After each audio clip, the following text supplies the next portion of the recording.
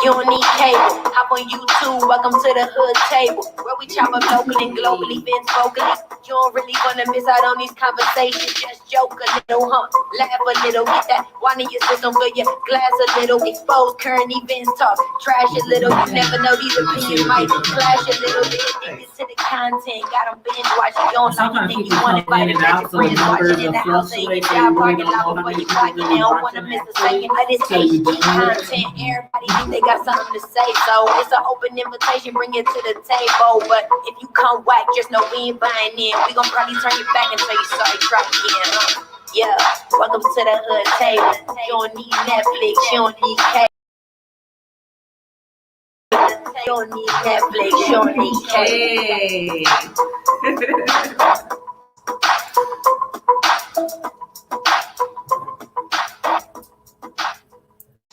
Hey everybody, welcome to the Hood Table. Thanks for tuning in today. I have a special guest with me by the name of Theola Cooper, and she is a crime prevention specialist from the Omaha Police Department. And I want to let her introduce herself. Well, you actually you just did it. No, thank you for having me on the Hood Table. You are welcome. I'm just, happy to be here to share information. Thank you. And thank you for being here too, because it has been brought to my attention that a few issues that we have in the inner city and abroad is on the rise, and one of those things is straw purchasing.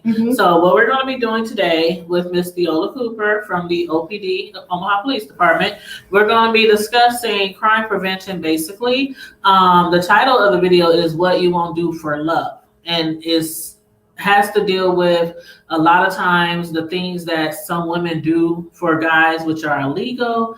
They mainly do it out of love, even though it's illegal and it shouldn't be done at all. So we're going to talk about some of those things, including the straw purchasing, which is the purchasing of guns. So everybody come on in, make sure you hit the like button, share the live out. If you're not subscribed to the channel, please subscribe to the channel. Please and thank you so very much. Thank you. And again, thank you for joining us today. Not a problem. I appreciate it.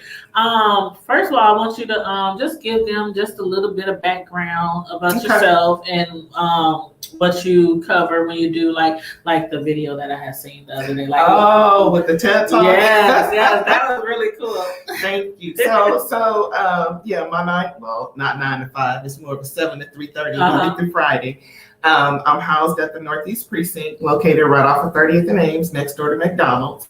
I am a crime prevention specialist, and I have been with the Omaha Police Department. Well, I left for 1 year, so probably about 9 years now. 9 years, wow. That's a long time. Yeah, it is. So crime prevention specialists, there's a crime prevention specialist at each precinct, and we serve as community liaisons with the Omaha Police Department.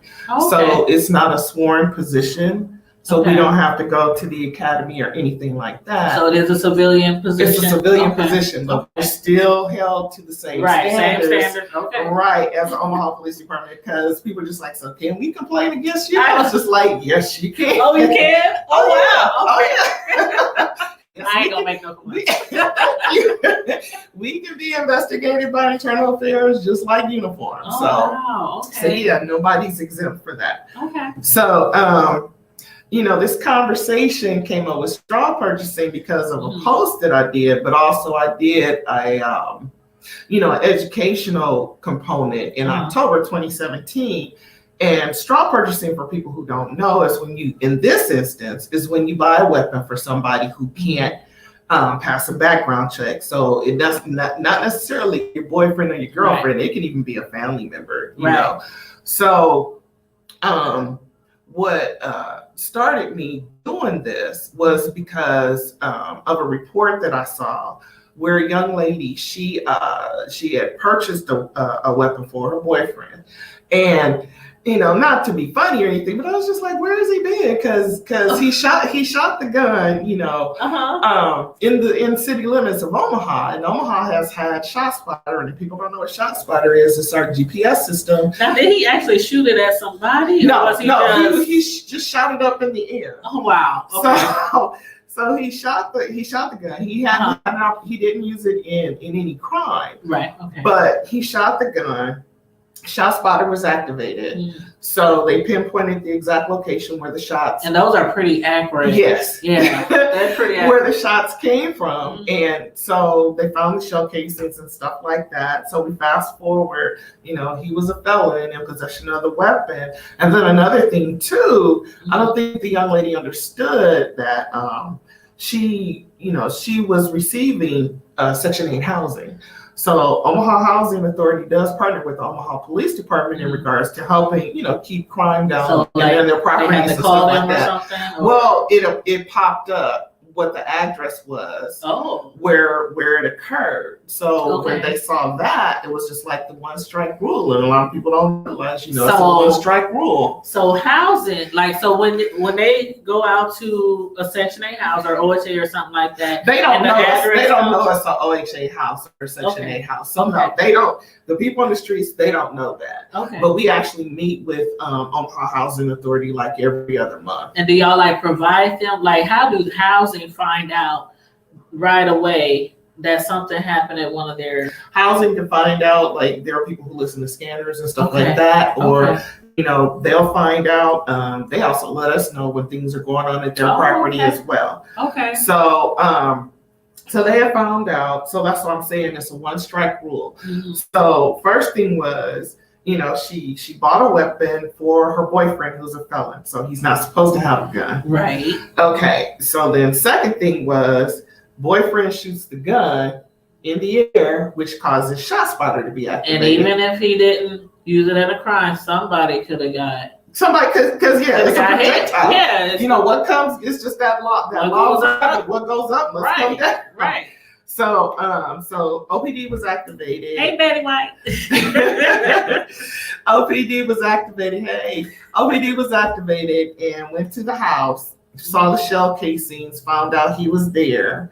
And then, like I said, all these consequences started lining up. Starting with her having that one strike. And that one strike. So all these consequences, so, I started to tell people my angel on my shoulder is like, it'd be like this. So what you gonna do, kiddies? And I say that because you can't really, to me, you can't be in the community and not realize that everybody doesn't know. Everybody doesn't know right from wrong. Everybody wasn't raised like you were. So you can't make those judgments. So I'm sitting here like, she didn't know that. And that's what some people were saying on the Facebook post too, should people know that? But some people don't know. Some people don't know. So, and then too, like I said, it's not necessarily your boyfriend or your girlfriend. It could be a family member. And, people don't understand that with straw purchasing, that's a federal crime. Yeah. It's a federal crime.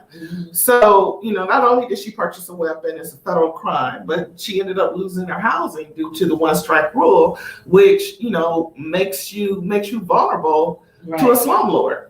And it's hard enough to get on housing. I've been on housing before, OHA, projects, Section 8. I didn't live in housing before. And those waiting lists, and then all the things that you have to do to qualify, and then to lose it over something so, I don't know. That's all it took was, so I was just like, you know what? We need to educate the community about straw purchasing. So here straw purchasing is just the real quick version is, like I said, it's when you buy a weapon for somebody who can't pass a background check. Okay.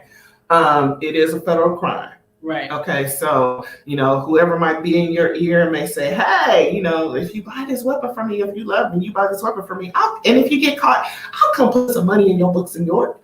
But the reality is you're not going to be in York because it's a federal crime. Nebraska doesn't have federal prisons. Okay. So you'll end up in Minnesota, Missouri, Colorado. These are for women. Or what's that other prison? So York is the only one that we have here for women locally, like nearby. But it's not a federal prison. It's a state ran prison. Okay. So straw purchasing is a federal crime. So if it was like drugs or guns or something like that, that would go to the federal. Mm-hmm. So they wouldn't be here locally. Okay. No, they will not be here locally. So, and you know, you even hear stories of people who don't even want to make that hour drive to York. So what makes you think it is far? What makes you think, you know, it's past Lincoln. So, yeah. So what makes you think that they're going to come to Minnesota, Missouri, Colorado, Oklahoma to come, you know, visit you and put money on your books? And especially, man, now women, y'all know. Y'all can be right downtown at the jail cell, and some of y'all men wouldn't come visit you and wouldn't put $1 on your books. Mm-hmm. So, I mean, things like that, people don't think it's an issue. Mm-hmm. I personally know someone who purchased a gun for their boyfriend some years ago, and he couldn't do it because he had a felony on his background. Mm-hmm. So she purchased it for him, and it was used in a crime. It was used in a burglary. Mm-hmm. They found out she purchased it for him. She ended up going to prison for like 5 or 6 years, and she had like 4 or 5 kids. Mm-hmm. Those kids ended up going, to live with other people while she was locked up in prison, all because she purchased a gun for him. And some women don't think about the consequences like you would think. They would know better. Like, why would you buy a gun for somebody who has a felony? Like, obviously, they just don't know. So that's what I'm saying. Judgment-free zone here. Yeah. Judgment-free zone. They don't know. So that's why, we have to educate. Yeah. Educate. So you have to educate the community about things that they don't know. Yeah. So yeah. And then you have to ask yourself too, if somebody really loves you, no matter who it is, boyfriend, girlfriend, family member, why would they want to put you in jeopardy? Right. To lose your housing. To lose your housing or your kids or anything else like that. Yeah. And I'm probably going to tell my age, but I remember, growing up and, everybody knew somebody who did something. That's all I'm going to say. Yeah. We'll leave it at that. But, back in the day, it was even a code that was just like, oh, no, we know you're going to school. You don't need to be around this. Exactly. You know what I mean? They wouldn't be recruiting or just making people, do this for me. And, this is a straight A student playing basketball, Yeah. Yeah. Or, oh, well, no. And not me, being a parent. I was never put in that situation, as a parent. But I'm just like, think about that. You say, if she loves you, well, what about if you love her? Yeah. What's she gonna do when you gone? She's losing her housing, her job, her kids. She's gonna have to go through court and all the rest of this for her kids. Yeah. All of these things to take into place on, proving your love. And to me personally, I don't know how everybody else feels, but there shouldn't be parameters placed on, if you love me, you'll do this. Right. Or if you love, like it's a checklist or something. If you love me, you'll do this, and this. And that goes both ways. Mm-hmm. Yeah. And in summertime, it's like, sometimes females, they, like when it comes to guys who are out there doing extracurricular activities, what do you think it is that attracts? Because some women, they might be doing things that they don't know what they're doing, but some women, they're like, oh, he's driving a flashy car. I know he's doing this, that, and the third. And sometimes, like when they get into those relationships, they feel like, oh, we in this relationship now. So I have to do certain things for him because this is what I accepted. You know what I mean? And so I knew what he was doing then. So sometimes do you think is that too? Like, I think you may get used to that lifestyle, but then I always tell people, actually it was a guy who told me, and not a cop either, he was just like, you know what, do you want all that flashy stuff and you always have to look over your back? Exactly. I don't want to. You always got to be constantly on the lookout. Is the police department or the sheriff's department looking for you? If somebody looking for him because of what he's doing. And they know where y'all stay. And they know where y'all stay. They know where you work. Yeah. They know where you hang out. Do you always want to have to be looking over your back all the time just to have some type of possession or somebody in your life? And like I said, not just men, somebody in your life that it's just like this goes away. Mm-hmm. All of this ends. Criminal activity is criminal activity. Yeah. All of this ends, so this is all fleeting. So would you want to jeopardize all of that? And then don't get me wrong. I understand, companionship. This may have been the first person who actually took an interest in you. Maybe you didn't get that at home. And like I said, no judgment here. And you in love. And you, girl, you in love. You in love. That good love. You are so in love.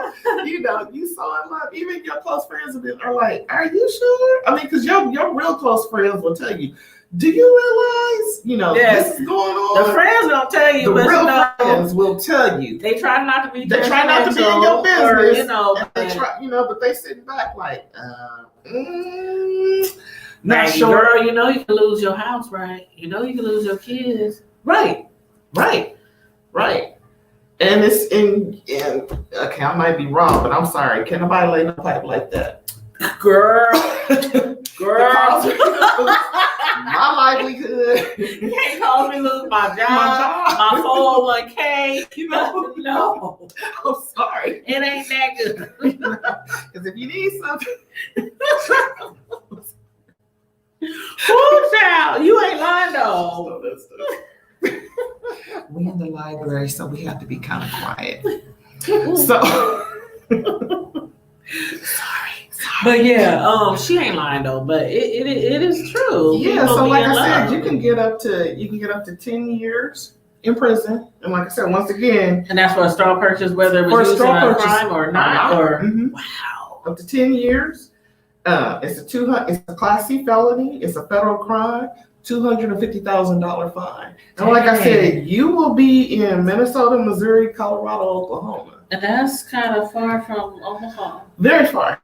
I mean, yeah, I think Missouri is the closest, but still, that's still like 3-4 hour drive. And then the fact that you can get 10 years whether it's used in a crime or not, that's serious. You bought that gun, and actually there are some places like Saul's Nose, Cabela's know, because I did research on this locally and nationally. So locally, Cabela's know they have signs, not up, but they know when you're going in to buy a gun. Because when I went to, that's going to be straw purchase. Because when I went to talk to them about it, they were just like, the signs are, they said, okay, you work for the police department. And they're just like, do you own a weapon? And I said, no. But they said, usually if people don't own a weapon, they're bringing somebody in with them to help them pick out the weapon that, that person wants. They're going through with them. And of course, so they're kind of trained and they skilled in spotting out if this person's been gone for them. Because pretty much what they said, one of the signs are is when people come in just to take a picture of the display on the wall. Okay, then another sign is, constant text messaging. Right. Because if you're really serious about a purchase, like a lot of people say, like back in the day, you take your father or somebody to help you buy a car. Same thing with the gun. If this is your first time buying a gun, either male or female, you're not gonna really know what you're doing. So you're gonna act like it too. Yeah. You're gonna act like it, but you're gonna have somebody with you. And like I said, due to where I work at, if I want to buy one, all I have to do is just call somebody. Hey, I'm thinking about going. Can you meet me at Cabela's and we can look at this? And there's gonna be an expert there to explain it to you. So they know. They know. Wow, that's interesting. So it's a lot. It's a lot. And actually, when Officer Roscoe, we're coming up on her 5th year anniversary of her being murdered in May of 2015. That weapon was straw purchased by the guy's girlfriend. Oh, okay. And it had an extended clip on it, and that weapon was traced back to Atlanta. Wow. So the person who bought it was from Atlanta? She can't really say that, but I'm just saying the weapon was traced back to Atlanta. Okay. Also, there's a couple of people, I have a younger cousin. I don't know if you remember the Daisha Strawn incident that happened in December. Well, I have a younger cousin who's still living with a bullet in her back. She was one of the people who was shot when the person killed her and her 2-year-old. So yes, she said Yeah, the I only way that remember he that. stopped was that she faked being Faked dead. I remember that. And then there's another young lady that I know. You know, she was pregnant with her child, and the child survived, but it was still, you know, an illegal weapon Right. that shot her while she was pregnant.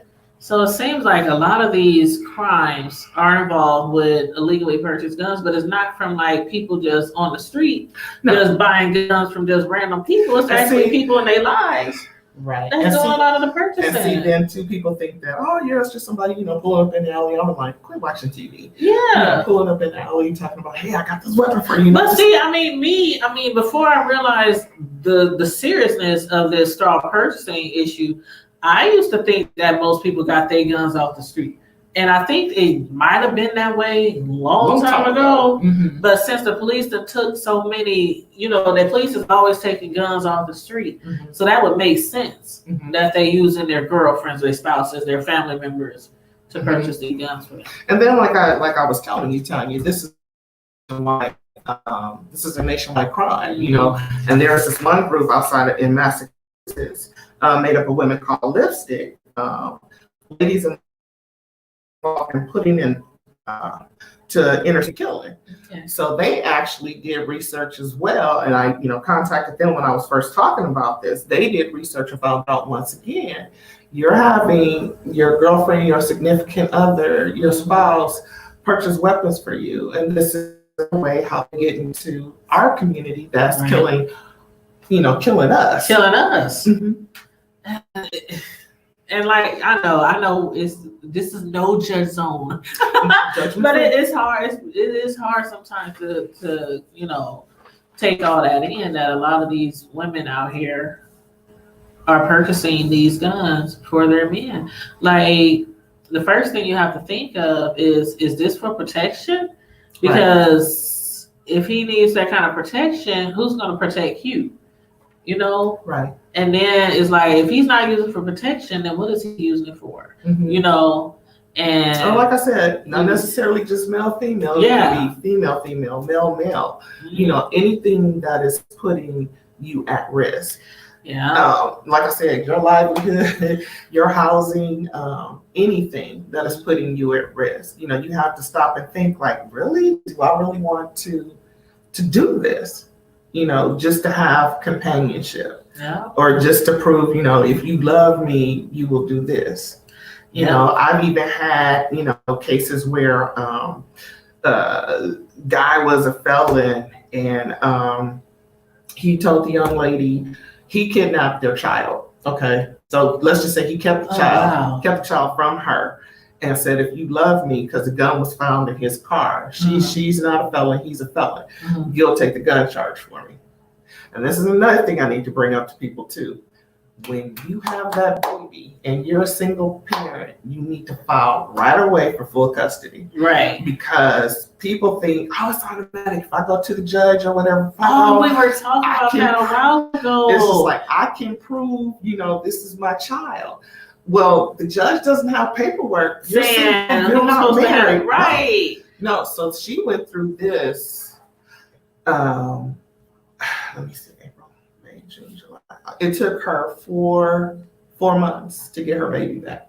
And see, we were just talking about this a little while ago on one of our shows, that a lot of people do think just because it might be a guy who's not paying his child support, not even coming to see the kid, and then the woman just automatically assumes I have full custody because I'm the one raising the kid and paying the bills and school lunches and all this, and then a guy comes and takes the baby and goes out of town or something. Mm-hmm. It's like in some cases it's not considered kidnapping. It's like because who has custody? Like, you know, who has custody?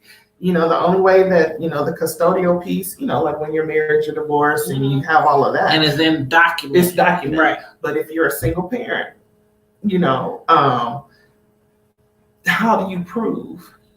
Outside of that, yes, everybody in your circle knows that child lives with you. Mm-hmm. Everybody in their circle knows, you know, you're paying. And all the teachers know you're the only one that comes. The only one there. But you have to take that time to document it because, Yeah. like I said, this scenario happened too, you know. And how hard is it to document? Do you have to get a lawyer? Do you have to, like, if you're just the average single parent that, you know, might not have a lot of money, like, is it feasible? Now that part, I'm still doing research on. I know the one young lady, I think the lawyer, because there are lawyers here in Omaha who will just walk you through the whole process, get it all done. But it was at least, I think in her case, it was at least $2,500. Okay. So I'm not sure, and I'll research and find that information for you. Like when you say, you know, when you go ahead to go file custody, as soon as that baby pops out, and you say, hey, if it's a boy, I want him circumcised, you need to leave the hospital, file for custody. And I never thought about that. I mean, I've never been married. So as far as I'm concerned, I always saying, if you ain't married, you single. I don't care what you're doing, but you're still single. And if you got a child and the father is not there 100% of the time, I'm like, hey, you single? But it never dawned on me to get something like that done. Well, see, it's like I said, you always learn. Because even for me, being a single mom, you know, my son is grown. He's 30 years old. And his father lives in Chicago. And it was just like a gentleman's agreement. It was nothing on paper or whatever to say, hey, you know, he can come to Chicago for the summer. You know, to be honest, when you look back on that, I was just like, I had no paperwork. So what if he wanted him to stay in Chicago? You know, even though the teachers knew he went to school here, you know, and I was the only person that they saw here in Omaha. And I was just like, wow. It could happen. And my son's been taken out of town, I don't know how many times by their fathers on trips. And you just don't even think about it. But then it could be one case where you in an argument and it gets heated and they like, oh, don't let it be about child support. Oh, I don't think I should be paying this much. And they just take that. And I've seen that happen before where somebody actually took a child out of town, like far away. Then they turned around, put them in school and everything in that state. And then they turned around and filed child support against the mother who was getting child support from the father. But they stopped it once they found out she hasn't had the kid, but she had been begging him to bring the kid back all that time. And she ended up paying child support. And the kid, she can't even see her kid. Right. It's horrible. Right. It's horrible. So it's, like I said, it's things like that. And some of the other things too, and you know, I find out when I talk to especially our teenage girls, and that's where I brought some of the statutes and stuff as well.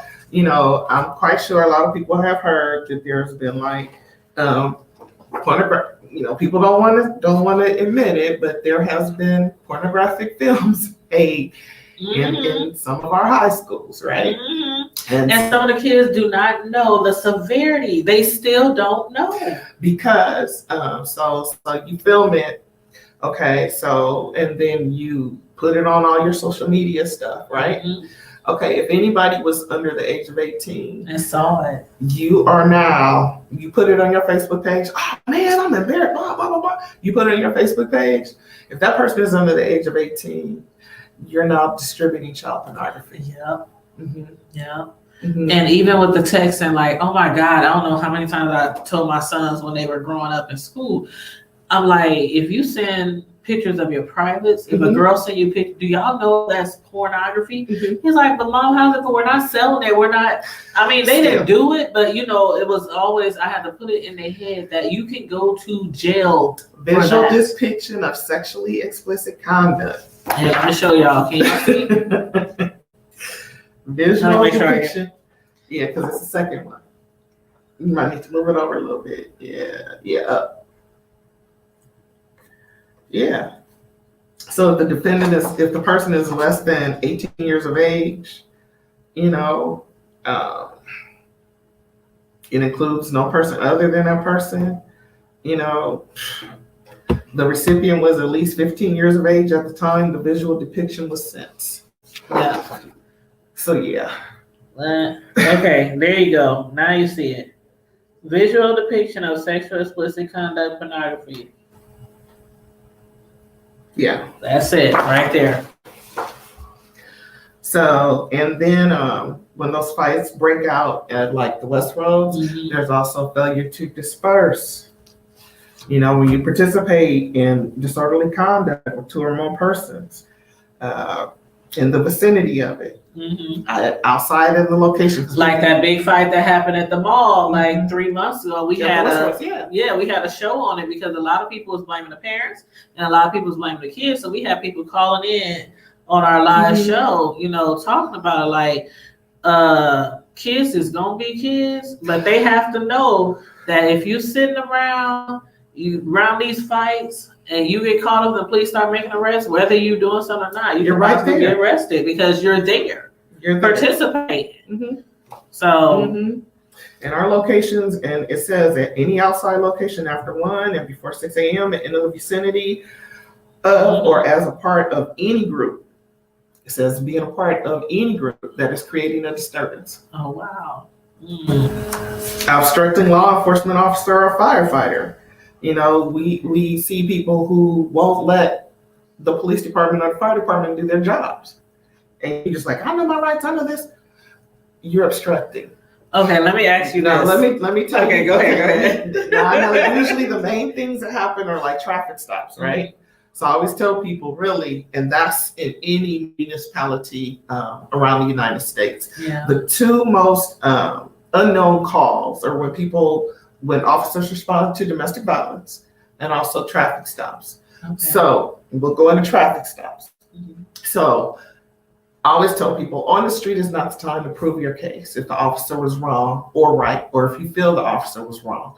Okay. You don't, especially with Omaha, I can't speak of anybody else, but you don't have to get their badge number. You want me to tell you why? How we know that? Why? Because the cars are numbered. So like every car in Northeast starts with the 200. So you can just write down their car number. The car number and what time. Okay. And the location. I didn't know that. I always thought, I want your badge number, because that's what most people do. Yeah. And that's what we see on TV too. I want your badge number, officer. Stuff like that. You can say it was car number 254, 30th and Ames, 7 p.m.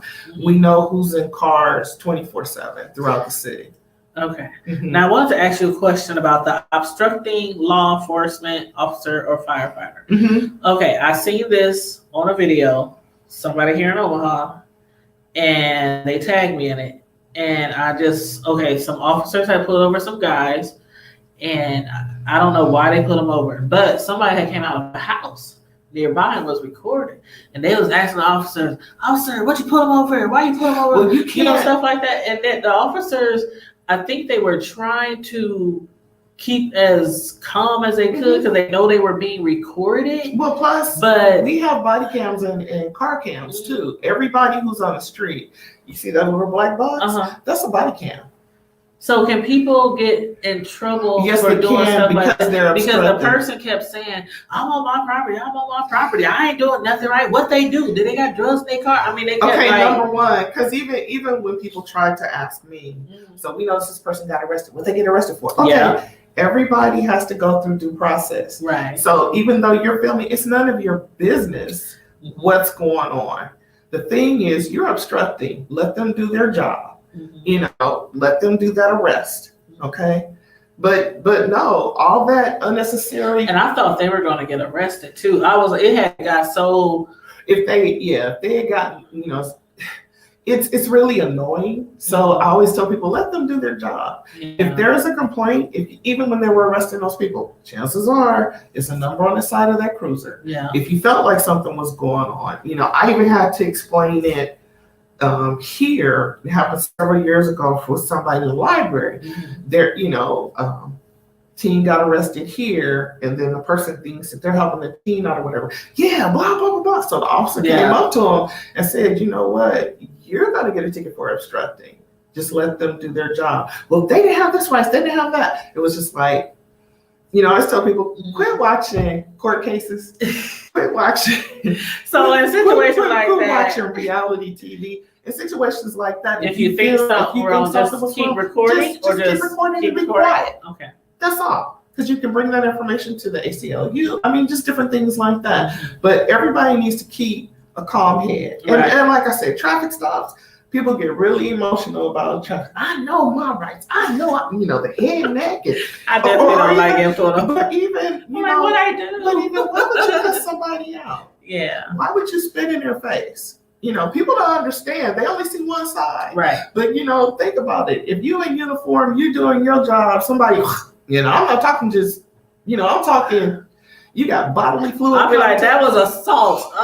You are under arrest. And actually, that is I'm assault. like, gross. No, hands behind your back. That's nasty. That's like the worst thing you do. Somebody spit in their face. They spit on them. It's a lot of stuff that goes with law enforcement. And people say, well, if I was a cop, blah, blah, blah, blah, which lets me plug into this.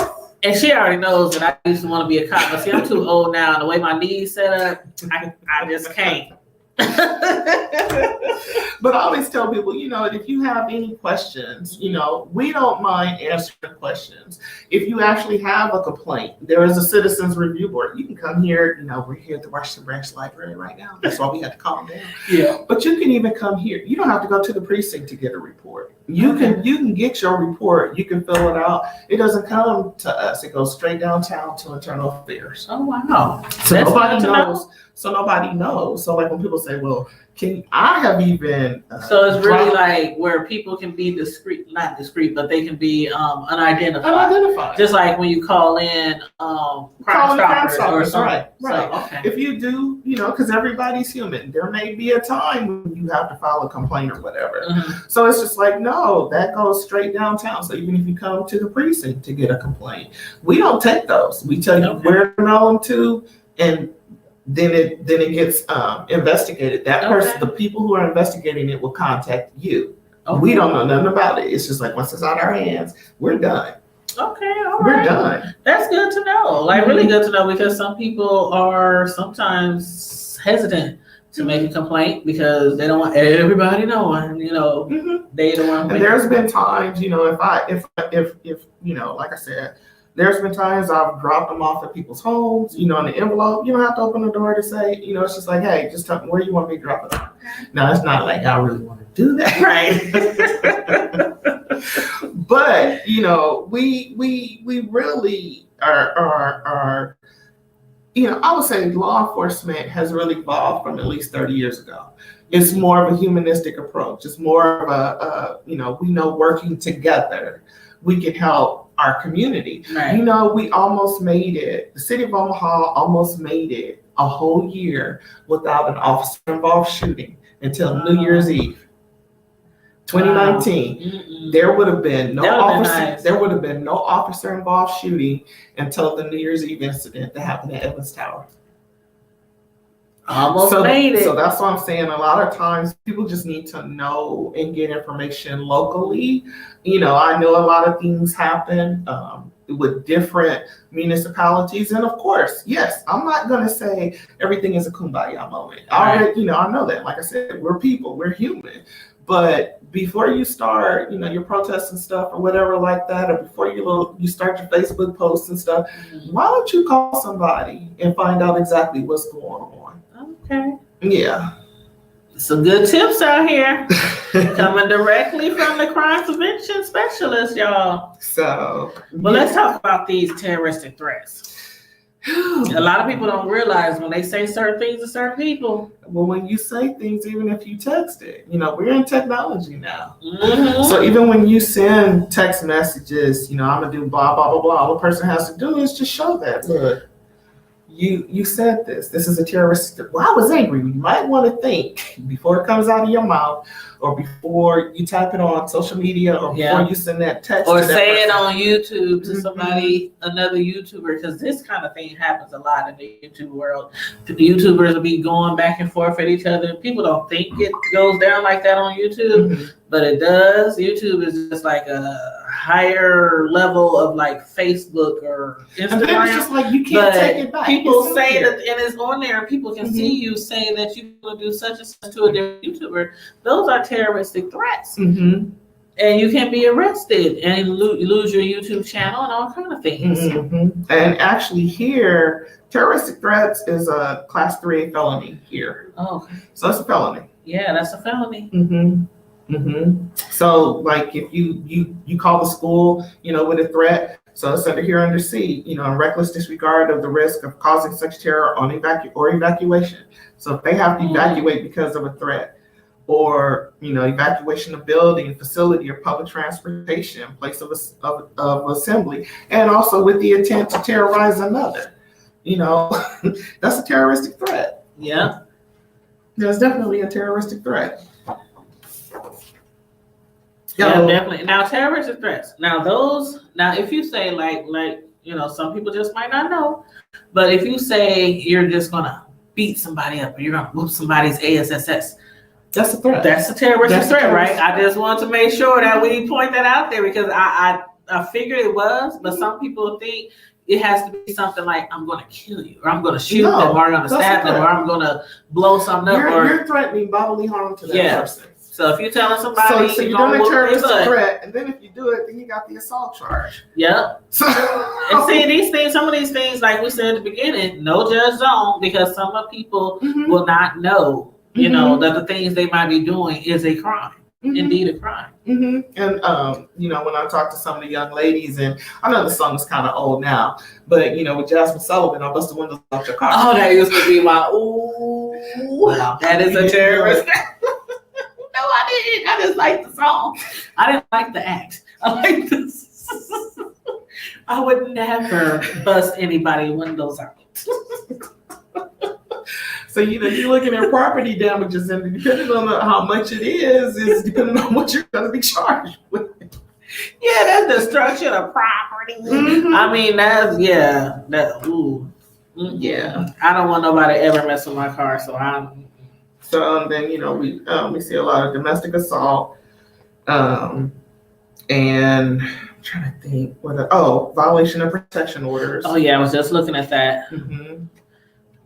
Down here, harassment protection order violation. I want to make sure they can see it. I see the criminal mischief. That's what I'm talking about, destruction of property. So you damage the property of another intentionally or recklessly.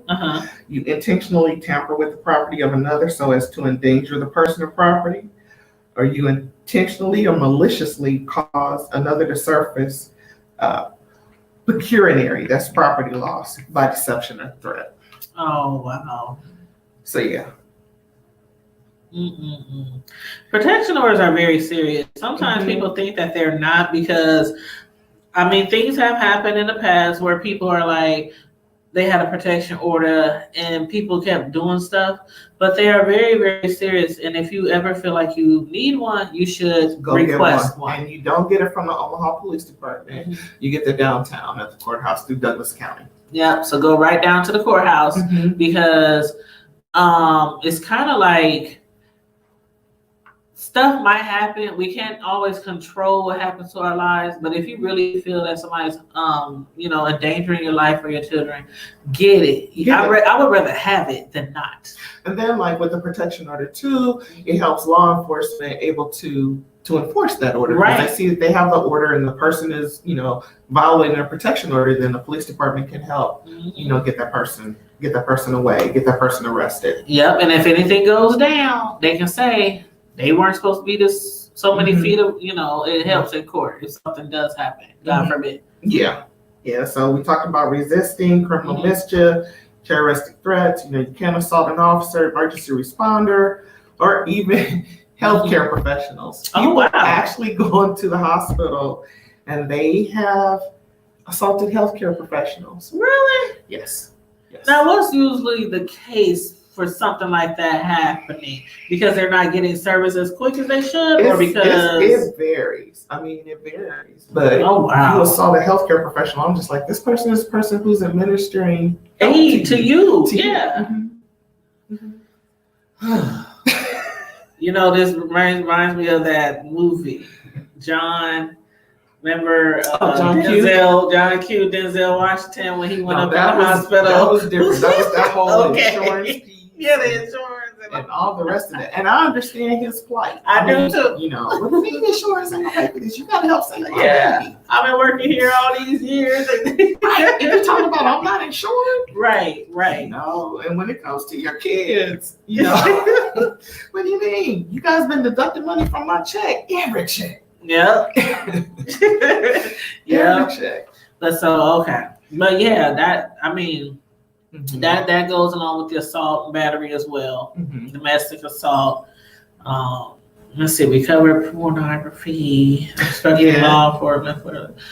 And actually, for domestic violence, a lot of people don't know this either. We actually have a group that is started by 2 retired Omaha Police Department employees called Men Against Domestic Violence Action Coalition. Oh, okay. So it's MADVAC. So with Bobby Brumfield. Is that kind of like the old Mad Dads? No, this is totally different. This is totally different. Okay. Because their main focus is to get men to think. Okay. Before you put your hands or do anything to her. So it's to get you to think. So like I said, it's Men Against Domestic Violence Action Coalition. Okay. And they've actually even had, because Bobby even told me he's actually even had people who have done time for that to say, I wish something like this was available. Because too, once again, I always say judgment free. You don't know what that person has seen in regards to how to treat people and how they grew up and if their parents or whoever raised them they think that's the norm, think it's normal.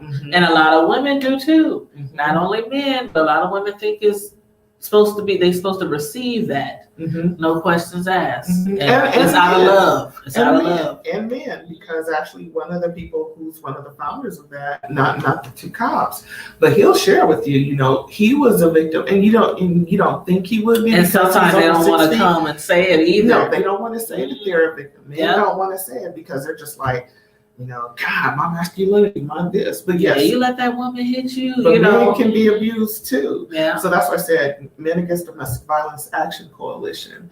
You know, they're available to counsel you, to talk to you, to give you your necessary steps. They're curriculum based. Right. So they let you know how you're not supposed to put your hands on whoever, because you have same sex domestic violence too.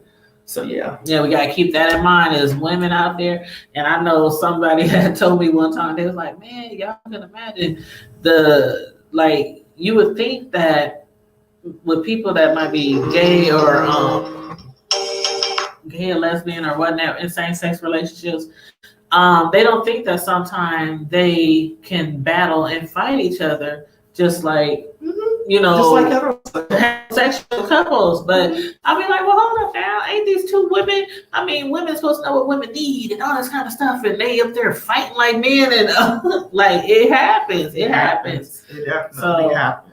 It happens. Gender definitely goes out the door when it comes to domestic violence or anything. Never say it just because it's same sex or whatever that they're not doing the same things that was considered heterosexual or different gender, transgender, or anything like that. Criminal activity happens no matter where, and that's one of the things. When I was on The Boss a couple of months ago, I was just like, people need to get out of I like The Boss. Out of the assumption that criminal activity only happens women and women, or criminal activity only happens east of 72nd Street. I was just like, did I not say and that? That's like, oh, I hate that. Like, come on now. It happens throughout this whole city. Right. Throughout the whole city. The whole city, West Omaha, South, North.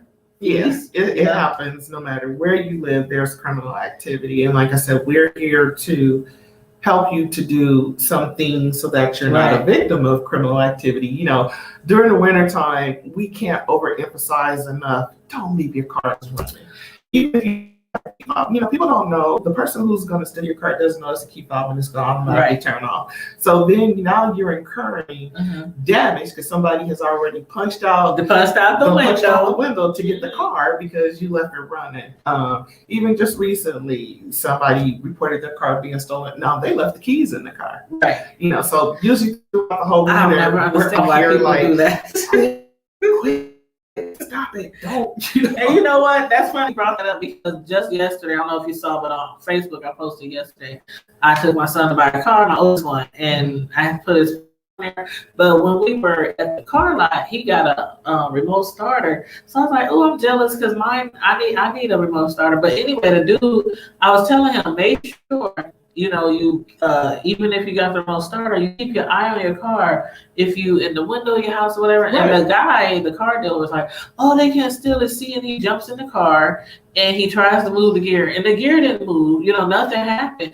I'm like, still, somebody can still think, like you just said, Mm-hmm. they don't know that it's a remote start. They probably think you just got, they can jump in it, knock the window out, and take off. Mm-hmm. So you still have to keep your eyes on your car. And stop leaving kids in the car. Please. Please. Now, Please. I'm going to judge you on that. We ain't judged you all show, but I'm going to judge you on that. Because I'm so tired of seeing kids left in the car in the summertime and dying for no reason. Right. No reason. And I see it from time to time, and there's been times when I've seen it. I'm like, I know I should report it. She caught a cop, and I'll just sit there. And I'll sit there in my car and I'll watch and see how long. And then they'll come out and I'll leave. I've done that, and I know I probably should call. I have done that before though, but that was with a dog. Somebody had left it was over 100 degrees and they left their dog in the car. Oh yeah. And it wasn't like detrimental hot where I'm like, oh, this child's gonna die. It was like a child who was probably like 8 and another little one. And I just sat there and I was like, some people was like, you should have called the cops. I'm like, because stuff could have happened. What if you never know? I never know. And I know you try to give people the benefit of the doubt. You really do, but you never know. That's child endangerment. Yeah, you never know. And you know what? Oh, and I hope if this lady is watching, no judgment. Mm-hmm. But I had ordered, food deliveries. Like Grubhub or something? Yeah, Grubhub or something like that. I ordered breakfast one day. I was working from home. Didn't have no breakfast. Ordered. And when I went to the door, you can't believe what I saw. It was a lady that came to the door to bring me my food. Now, it took me a minute. I'm up there like, hold on. It took me a minute to get to the door. But while I was doing that, she had her car in the middle of the street with the car door wide open and 2 little kids sitting in the car. Mm-mm. The car door was wide open. I could see the kids inside the car, their feet kicking and everything. Mm-hmm. And she left the car door open. Mm-mm. I'm like, you could at least shut the car door. And she jumped right in the car. The car was running and everything. And she ran and jumped right back in the car. I'm like, many things could have happened. In those few seconds, it took me a minute to get to the door. There was a video of a gas station robbery, a vehicle getting robbed from a gas station. Mm-hmm. It was just that quick. Guy left his truck running. Now I'm not gonna say where the gas station was, but left the truck running. If it was recent, I remember I saw it on the news. Woman just politely came in. He's still in the store, and she just took off. And he tried to run after. Once the vehicle gets in motion, you can't catch. And they don't always know there's children in the car. That's the thing. When people are still in car, they ain't in there looking around. They trying to hurry up and get in the car and leave. Mm-hmm. Left the car running. So I was like, it hit me. I'm like, I wonder how many times have this lady done this food delivery driver driving out with her kids. Somebody might have recorded her though, because like I'm saying, people look at that and they're just like, like I said, that's child endangerment. You knowingly left that door open with the keys in the car, with these kids in the car. Mm-hmm. So that's child endangerment. I just thought that was so crazy. So I just have to give a plug. So yes, anybody wants to join the Omaha Police Department? Yes, they are recruiting. We are recruiting. Can I see it? Okay. I don't know. Yep. They can see it. Okay, Thursday, March 12th. Behind the Badge recruiting event right at the Northeast Precinct, 4316 North 30th Street. So you get to learn about career opportunities. Human resources and the police officers are there to answer your questions. OPD is accepting applications through March 19th. You get to, find out the hiring process, what it takes to become an Omaha police officer, and find out what to expect in the academy. So, so for people who say, hey, they're only doing recruitment fairs and not doing any recruiting in the community, I don't know how close we can get. Right here next to McDonald's. If y'all want to serve y'all community, definitely, and y'all want to help enforce the law, protect your community, this is an opportunity. Come down. Thursday, March 12th at 7 p.m. at the Northeast Precinct, which is 4316 North 30th Street, right next to the McDonald's, y'all. Y'all know where that is. Because people who drive by, then they're calling me, how do we know you at work? We don't see no cars out front. I was just like, we park in the back. And he's like, oh, okay, how do we know? I was just like, is Theola at work today? You work, yeah, I'm at work. You know what? The police station, I know it hasn't been there forever, but I really don't even remember what used to be there before. I don't either, because it's been there since I've been like trying about to think. 95. It's been a minute. I'm like, I can't remember. I know something used to be there next to that McDonald's, but I can't remember. But anyway. But people are just like, oh, we didn't even know you guys were open. No cars. I'm just like, no, we park in the back. And that makes sense because I drove by there times before too. And I'm like, there ain't nobody up in there. It'd be like one car in the front. Because that's the person who's working the front desk. So yeah. They be in the back, y'all.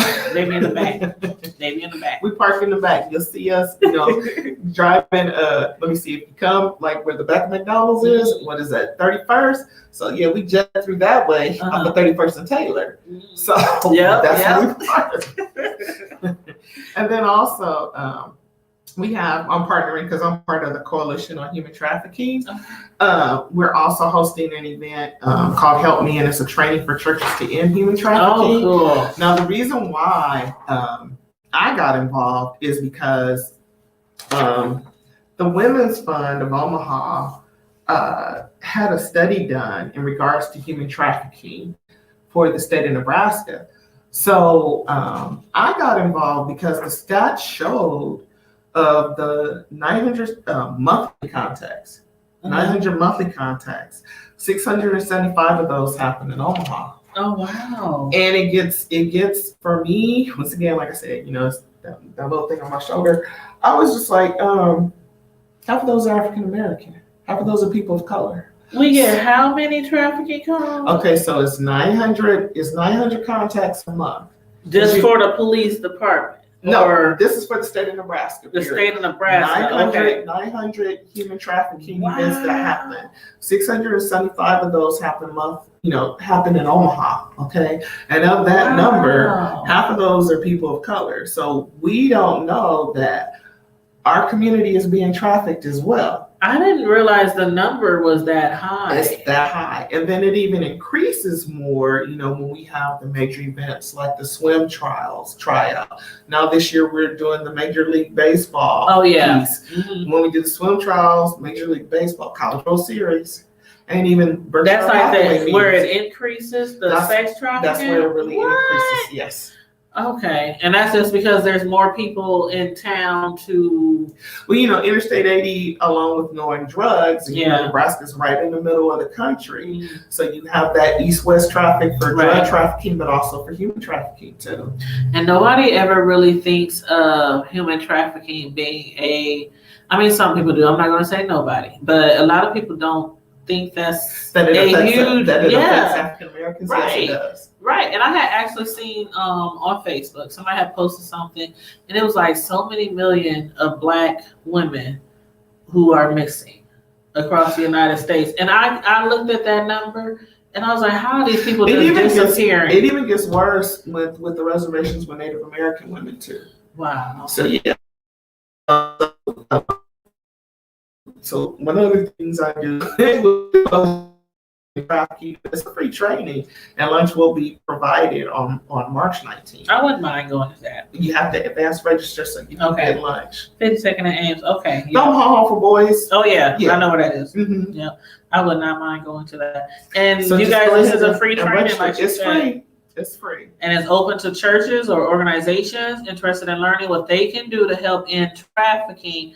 And it's a collaboration between the Coalition on Human Trafficking, the Interdenominational Ministerial Alliance, New Era Baptist State Convention of Nebraska, the Nebraska Sinai ELCA, and the Empowerment Network. Register today. It's free. So I'm a register, y'all. So if y'all want to register too, call 402-502-5153. And again, it's March 19th, 11 to 2 p.m. at the Village Empowerment Center, 5190 Sprague Plaza, Omaha, Nebraska. So it's the Omaha Home for Boys Wordman Learning Center. So if you've been there for trainings or something like that before, that's what it is. So you can go to the the Empowerment Network's website at www.empoweromaha.com for that as well.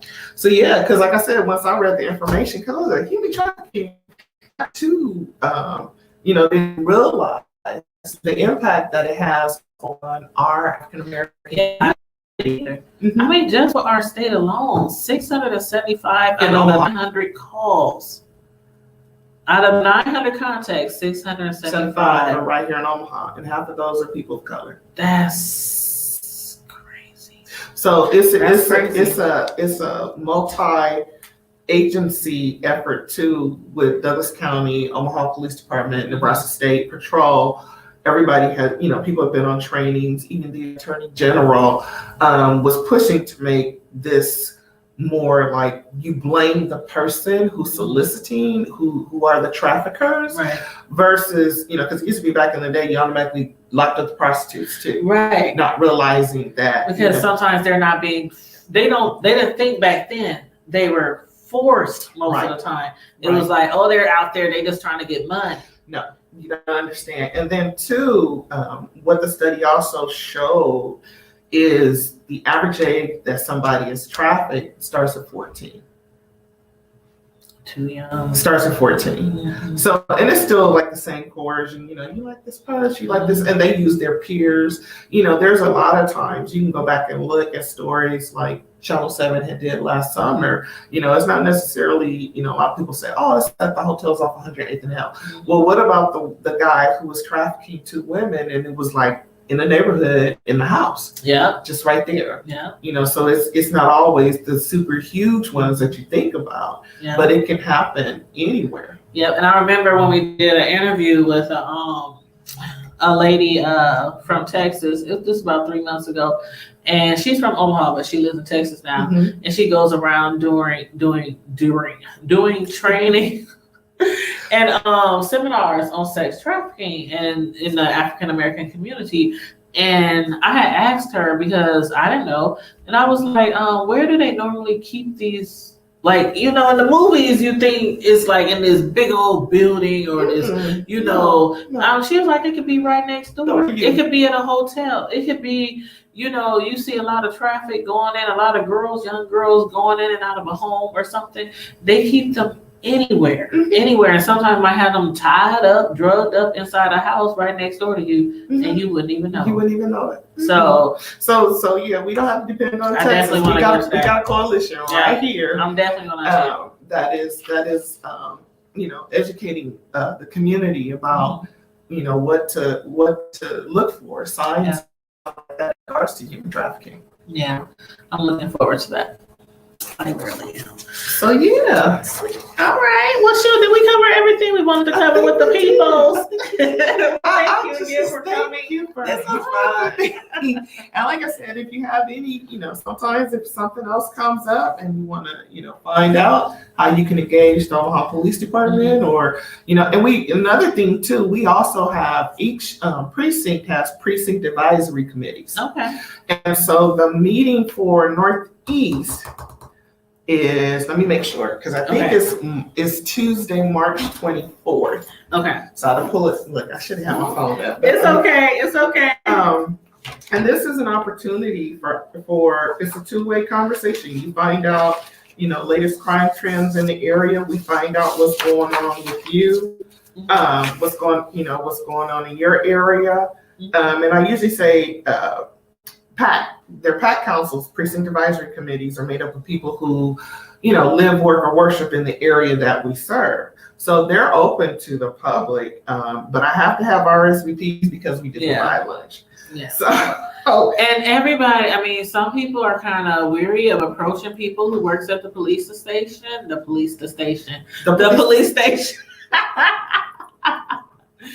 Don't be afraid. If you need anything, if you have questions, the only way you can find out, especially if it's something to deal with law enforcement or the community or a situation that you have, there's a lot of contacts at the police department, and one of them right here is Miss Theola.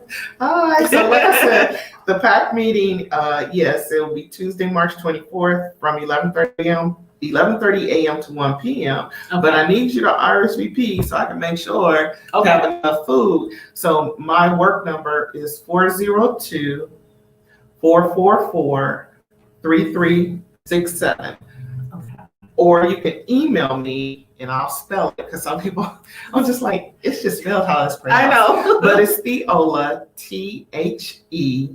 THEOLA.Cooper at cityofomaha.org to RSVP. So since it's on the 24th, I usually like to get the RSVPs in by that Friday. Okay. So then I can plan accordingly to make sure. So that would be like by Friday the 20th. Okay, and this one right here, does this one have a deadline for the trafficking training? We just say, just please register, because the Department Network is taking the registrations. Okay. So they're saying just please register as soon as possible. As soon as you can, because once the auditorium fills up, that's it. So yeah, so it's not going to be in a classroom. It's going to be in the auditorium. So if people are familiar with the Omaha Home for Boys Wordman Learning Center, they call it the Empowerment Center because actually 2 entities are now in that building. So there's the University of Nebraska Medical Center for Reducing Health Disparities is in the building. And the Empowerment Network also has offices in the building too. Okay. So and here's another plug for Pastor Jonathan Chapman. Church on Purpose is there. No, I'm not a member there. I've heard of that church. But it's in the same building. Oh, and you know what? I'm telling you, I was wondering because I had seen somebody posted something about the Church on Purpose, and it said 50 seconds. It said that location. Yeah, so it's 51. Oh, there ain't no churches over there. It's inside that building too. Okay, now I know. So now you know. Because I sure was thinking, I'm like, I know such and such right there, grocery store over there. Omaha Home for Boys. You know, you're like, ain't no church over there. Yeah, ain't no church over there. The apartments is across the street. Right. Okay, now I know it's inside. So that's where that is. So but yeah, we, like I said, the more you know, and don't be afraid. I've actually had people who, I will always be an advocate for our community because people don't understand. You have unsung heroes. We have unsung heroes who will call to give tips. They don't necessarily want the Crime Stopper money. They just want crime to stop in their area because contrary to popular belief, everybody don't want to leave North Omaha. Right. You got your home here. You got family here.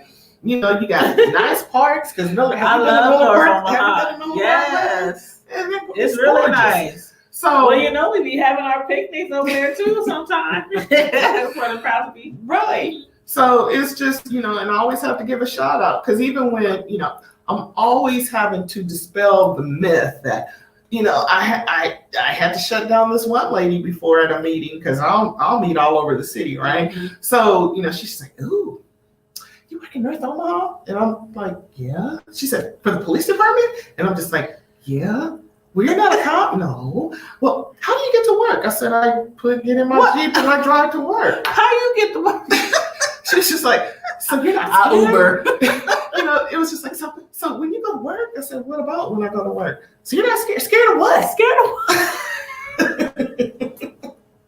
I mean, and then I remember too, I even had, I had a person call because there's always that big Prospect cemetery cleanup in the spring. There are people who come. So, and it wasn't anybody from that group. It was somebody who thought she wanted to volunteer to help. So she calls me and she's just like, so I want to help with the Prospect cemetery cleanup. Okay, sure, fine. It's on this day at this time. Mm-hmm. Are you guys going to have a cruiser there? No. There's no cruiser to help with the cemetery. At the cemetery.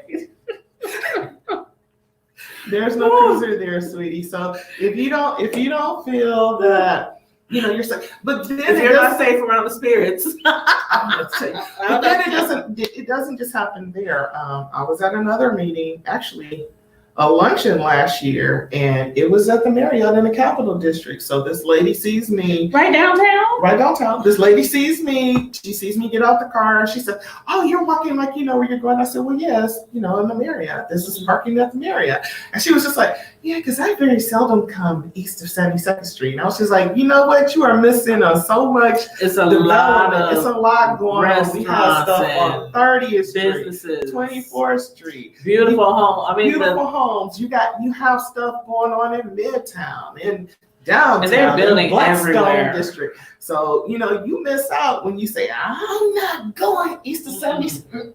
They are definitely doing a lot. East of 72nd Street. And I was just like, okay, you're lost. But hey, yeah, this is how we get into the building. It's a lot going on. Matter of fact, I was driving by.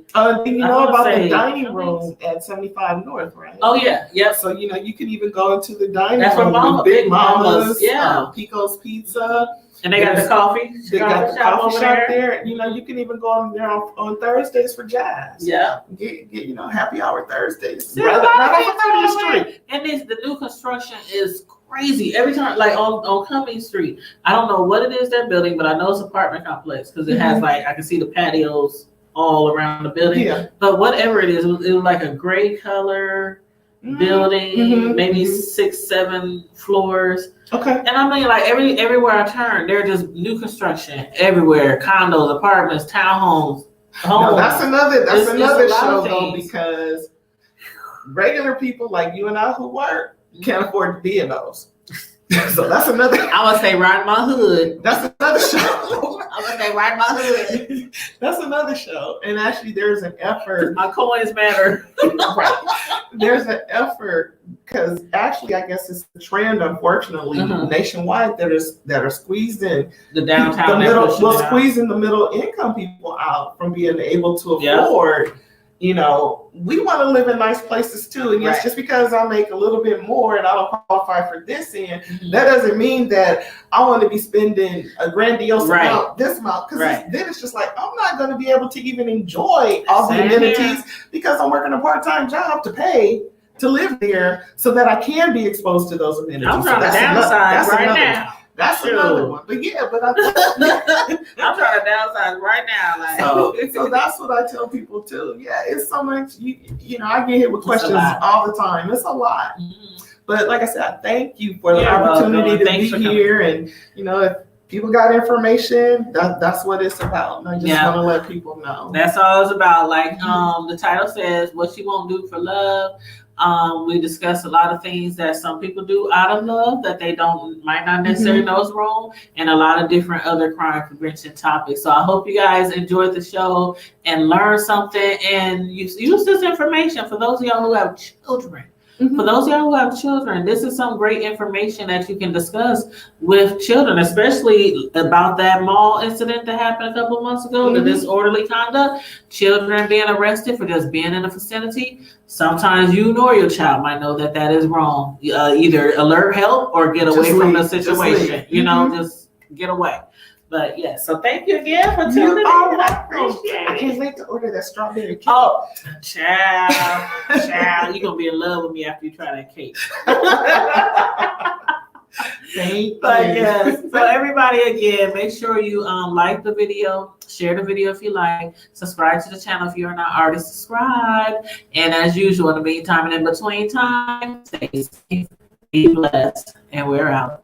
Deuces. Have a good day.